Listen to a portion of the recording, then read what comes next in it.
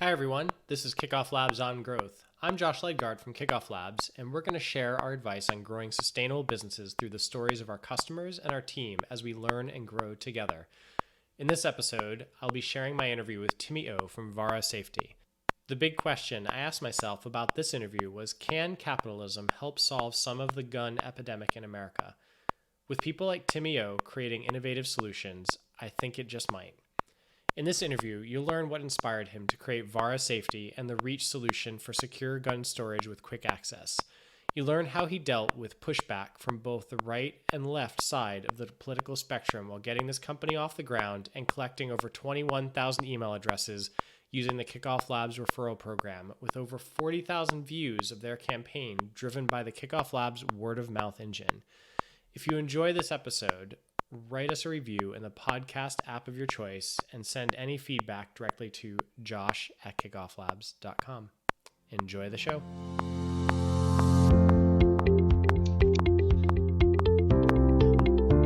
It looks like it's actually started.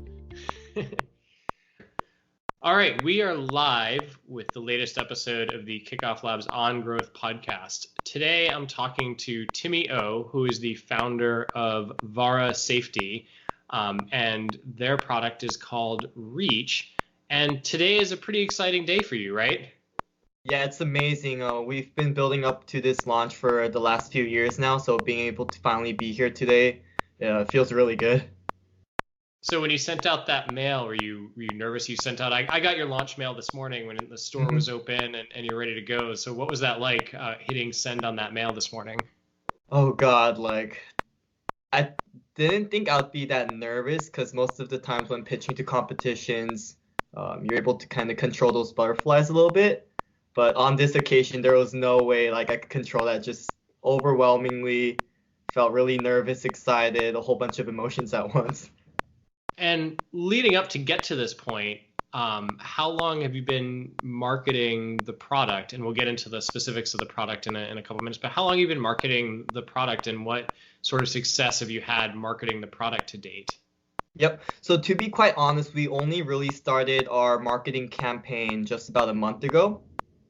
So in the last 30 days is when we started advertising, ramping that up for launch today. And we've been able to get a huge success with that. So what do you define as a huge success?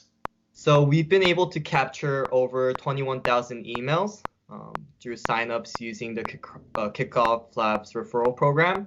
So that was enough of a seed base. Since our goal was 15,000 signups, we blew that, 15,000 signups, we blew it completely out of the park. That's awesome. I love hearing that. So how did you come up with the goal, 15,000? So we talked to a lot of other hardware consumer product startups, founders who've launched successful Indiegogos and Kickstarters.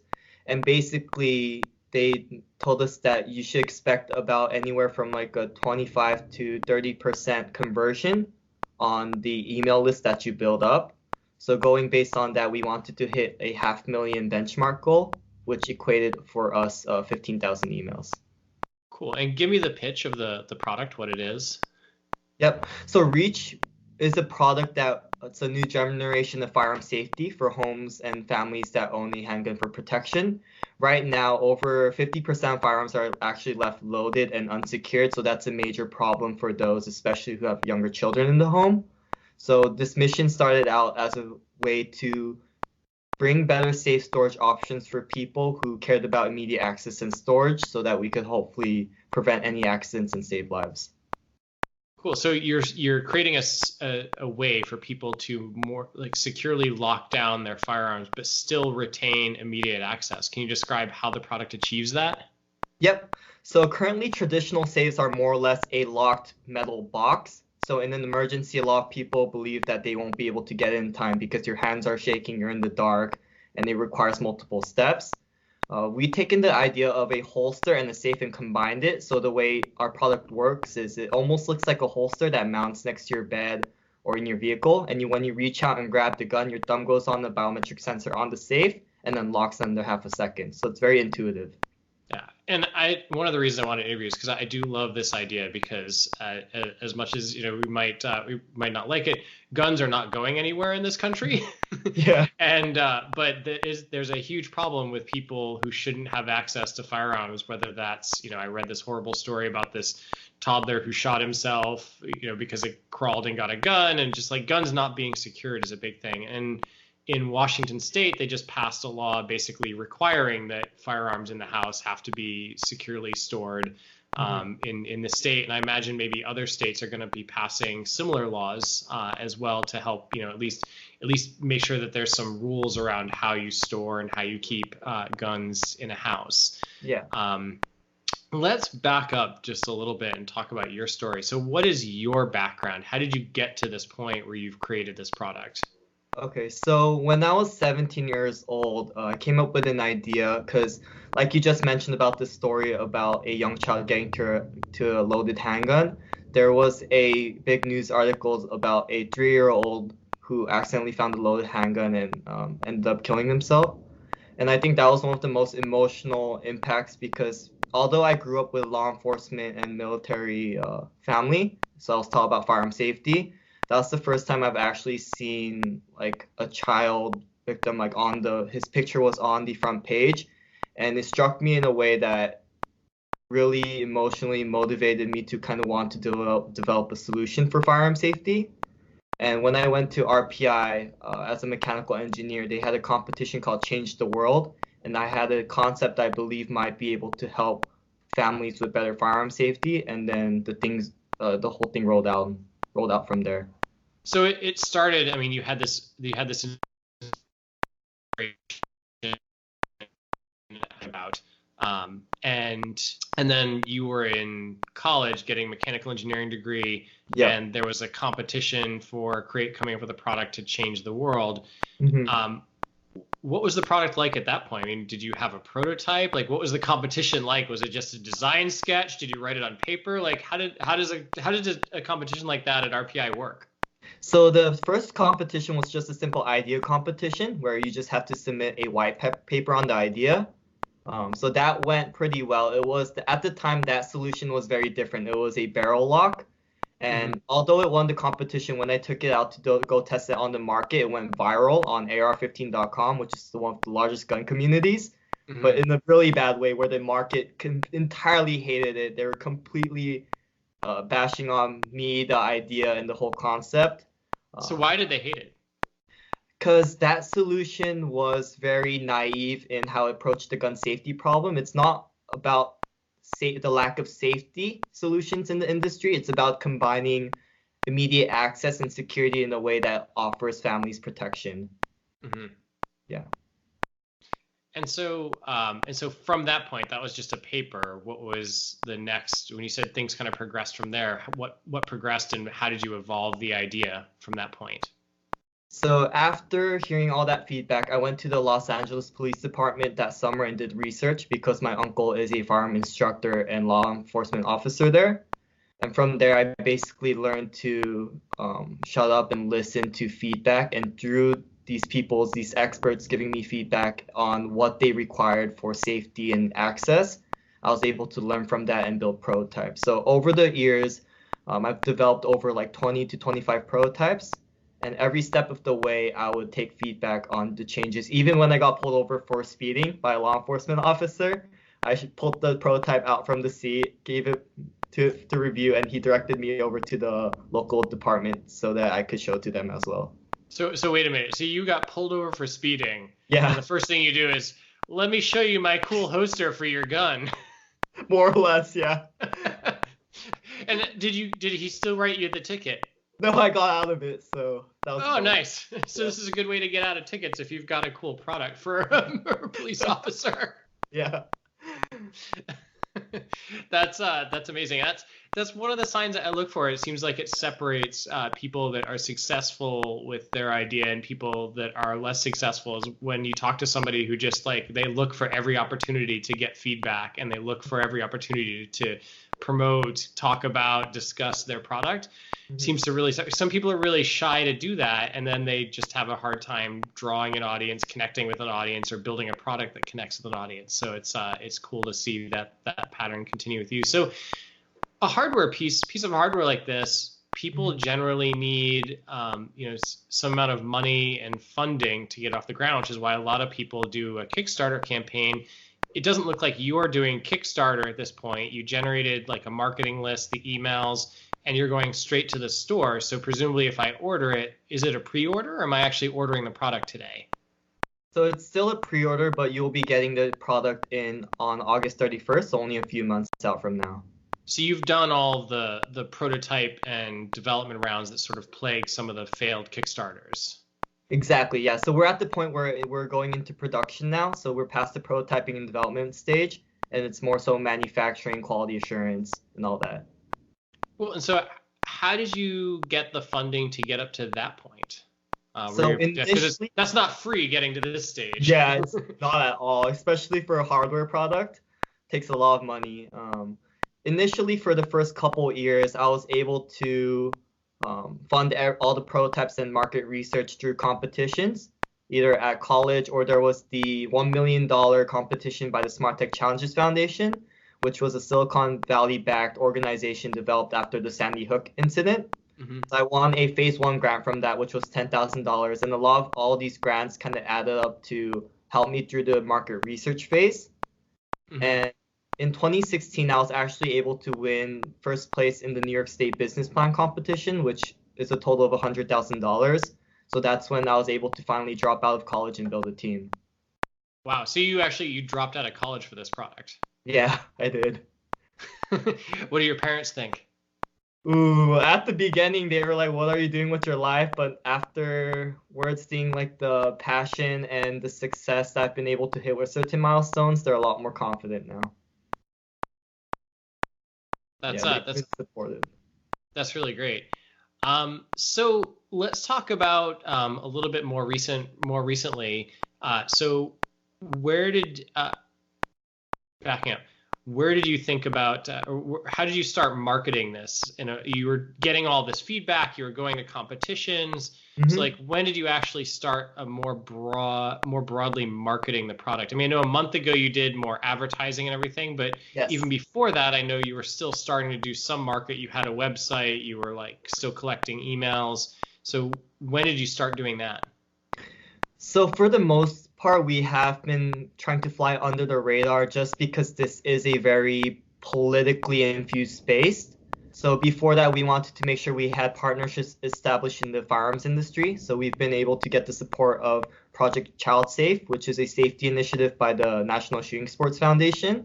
So before we went public, we wanted to get these partnerships, which we've been able to get in the last few months. Around January, I believe, is when we started KickoffLabs. Yeah, we've learned about KickoffLabs through your guys' huge success together with Glowforge, and we contacted you and then started that campaign. But I remember when I had the first call with you, I asked the question, I'm expecting this to be not something that you could just put in and expect to run by itself. You have to put in actual effort for it in order for your campaign list to grow.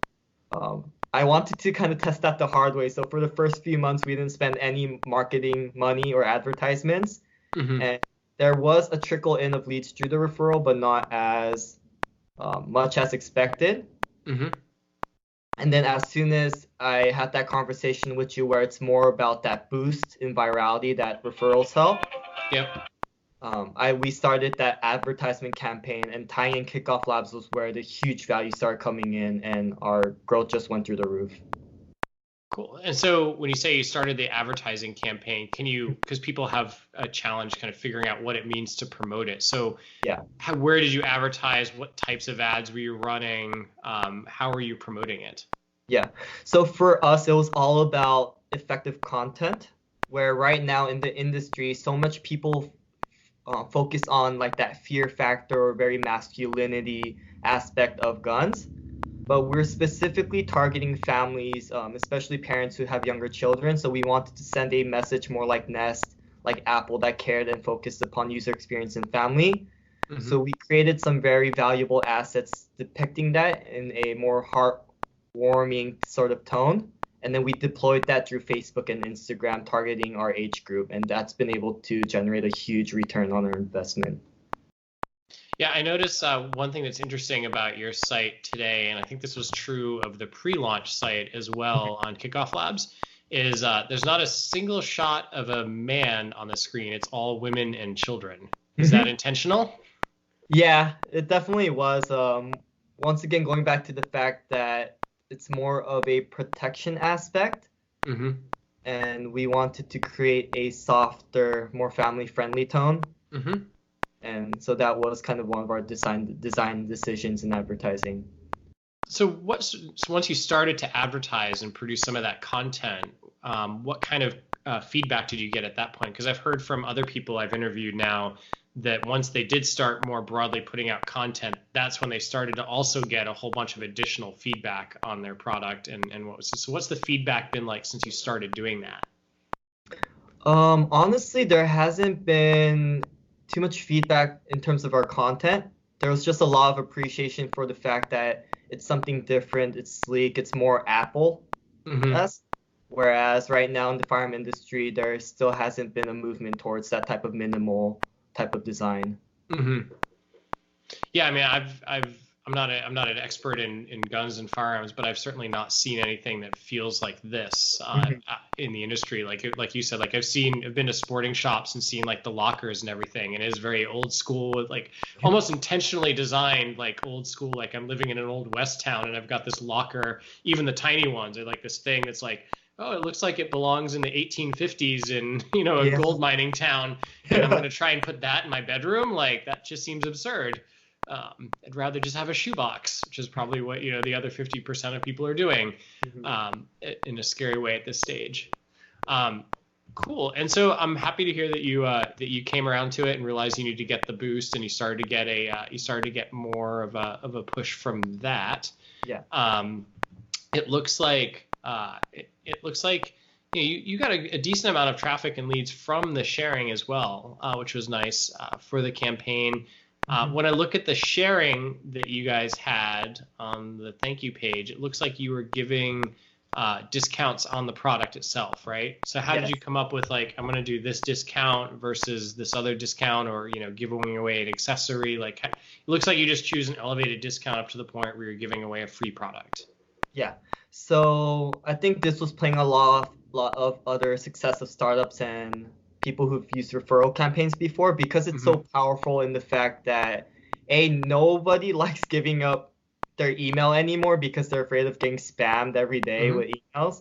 So giving them an incentive where you focus on the product, and as an early supporter, for them being able to get a substantial number off, for us was $100 off. We thought would be a good number to start, and then that was obtainable by just referring one friend. So we wanted to make that barrier of getting that full 100 discount as low as possible, because we figured if it's one person referring one friend, and now we have two potential customers, that's more than worth that discount. And most importantly, I think we post it in a way as well where, as our first launch, because it is a safety mission, we're more than willing to spend additional marketing money on making it more cost effective for our first supporters, because we want this solution in homes where there are children who need better safety solutions. Cool. That's actually really good advice. I mean, a lot of people wonder like where they should have the reward levels, and I thought you had the right spread of the reward levels, where you're giving something substantial for the easy, like the one kind of instant gratification. It's a really simple ask. Like if you asked me to get one person to do something, I could probably easily get one person to do something. But if you said, hey, can you get 10 people to sign up by tomorrow to go to brunch with you? And I'm like, I'd probably have a hard time convincing 10 people, like even if I was offering a mimosa or something to go do like brunch on short notice and be able to do that. And so having that spread where you've got something at the low end and then something for people who are more probably influential in your space is worthwhile. You mentioned earlier on in the interview that you it was posted in the AR15.com community, and you got some negative feedback. Yes. For this round of marketing, did you post for feedback or like advertise to any of the more the larger gun communities, or did you simply leave it to your own like the Facebook audiences like community? So we actually have formed partnerships with some amazing firearm communities on Facebook and through other platforms as well. So with them, we decided to work on a affiliate model. Yeah. So this come next week, we'll be launching with them to also boost our pre-orders. Yep. So instead of us posting on these communities where we don't have much of a presence and a relationship yet, we will be leveraging these other communities and influencers that will be able to share news of our product, and as well as added benefit of getting a incentive for that. Cool. That's a great other best practice for people is to find those niche communities Mhm. on Facebook or, if it's LinkedIn, if you're a business community, like find those locations and get connected with the people who manage those communities and those sites. Mhm. So how did you find those communities? Did you already know they were there? Did you search on Facebook? Like just kind of walk me through for somebody who's listening, thinking about doing the same technique. Like how did you actually find who was in charge and find those communities? So fortunately, I have an amazing chief operating officer, Christine Tate. And Christine basically went out of her way to network and find out exactly who the influencers in this gun industry space were and make partnerships with all of these people. So there were a couple important trade shows in this industry called SHOT Show, as well as the NRA annual meeting. So in these two conferences, she literally went on foot to every single booth that we wanted to target, spoke to the people, got their business card, followed up with them, and was able to form really key partnerships. That's great. So what's been the most challenging so far leading up to this point? I mean, you'll have challenges to come, but what's been the most leading up to this point, the most challenging part of this? I think the most important part was definitely understanding the customer's needs. So throughout the entire way, being able to be open for feedback, and even if along the way we thought a solution was correct and spent a lot of money and resource into it and it proved to be false, being able to trust in the market and make those changes before launching with it proved to be very successful. Because as of this point now, when we have a product that's incorporated so much feedback in, we're able to truly connect and provide a product that people love. Great. What was the best part about using Kickoff Labs for you? I think Kickoff Labs, it's all about the power of referrals, where nowadays it's so easy to be, it's so easy to just dismiss ads, but when you have a friend or family who really truly believes in the product and thinks it's the right fit for you, you're a lot more inclined to listen and help build a community. So a lot of the referrals that we got through Kickoff Labs, we had a lot of people mentioning, oh, so and so referred me over through the platform and I love it. Our whole family and community is engaged and support this idea. So it's integral to the idea of community, and I think that's the beauty of Kickoff Labs. Well said. So now I want to get into kind of what we call the fast five questions. Mhm. And so really simple answers. We'll keep it short. Yeah. How do you personally get in the work zone? So, sorry. So for me to get in the work zone, it's always a middle of the night idea kind of thing. And I end up not sleeping, getting out of bed, and then just focusing in. So I would say like between 2 to 5 a.m. is always my ideal work zone. So you just shoot up out of bed at 2 a.m. and start working? Yeah, it's one of Wow. those things where you can't sleep. You just gotta work. See, I get up and I tap on my phone and then I feel like, okay, I can sleep. I added it to my to-do list for the morning and I go back to bed. I'm not as, I'm jealous. that's my way of getting back to those situations. So Got it. what's your favorite vacation destination? Anywhere with a beach. So since I grew up in California, I love the ocean, and that's hopefully where I'll end up in the near future again. Where are you guys located now? We're up in New York, so I don't have a single beach near me. If you do, the water be a little colder up there. Exactly, yeah. We're upstate New York too, so we're a little bit higher. Oh, so you're covering yourself in snow every winter. Yep, yeah. What's your if you listen to them, what's your favorite podcast recommendation? I would say definitely how I built that. It's been a really inspirational podcast where you hear a lot of other startup founders and businesses that have been able to achieve success and hear their background and their stories. Um, so that's been a really influential podcast in my life. So that's How I Built That by Guy Raz and Yes. one of the NPR podcasts. Okay, Yep. yeah, I've heard of that one. Something you learned in the last year that's valuable. The most important thing I learned in the last year is finding people who are passionate and care about your mission to work with you, Mm-hmm. because they are people that will inspire you in your everyday to work harder. And I think that's really valuable for a team and mission. Yeah, it's important to have somebody else that keeps you going, because there's always up and down days as a founder. Yeah. The more people you have that are passionately believing in what you're doing, the better it is. Yes. Someone you look up to, personal or business wise. Ooh. I think definitely Bill Gates, not only because he's an avid book enthusiast, but the work he does through his Gates Foundation is inspiring and it highlights really important world problems. So through that, you get to learn about other innovators in other spaces that are devoting their life to solving these big issues. I think the most important help I've gotten is not from myself, but people outside. So forming a important network to learn more about resources that are available and help that people can provide for free. Because at the beginning stage, you don't have much to start out with, but people are more than happy to help if you ask. And that was really the foundation that led to success. All these people who have been able to come around me and support this idea. That's a great answer. All right. I want to thank you again for taking the time and talking to our audience today. Again, this is talking to Timothy O, who is the founder of Vara Safety, and their product is Reach. And the tagline is a new generation of firearm safety for the home. And it's available for purchase today at varasafety.com. And it's amazing. We'll post some in the show notes. We'll post some links to the images, but it's a very sleek looking, secure holster that solves the problem of keeping guns secure in a house and also accessible quickly in case of an emergency. And I think it's an important problem.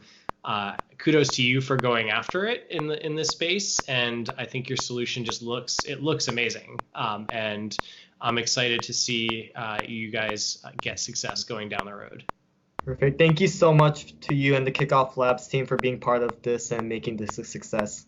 Oh yeah, we're happy to help. I love seeing stories like this. And thanks again for sharing your time. Perfect. Have a great weekend. Thanks, you too. Okay.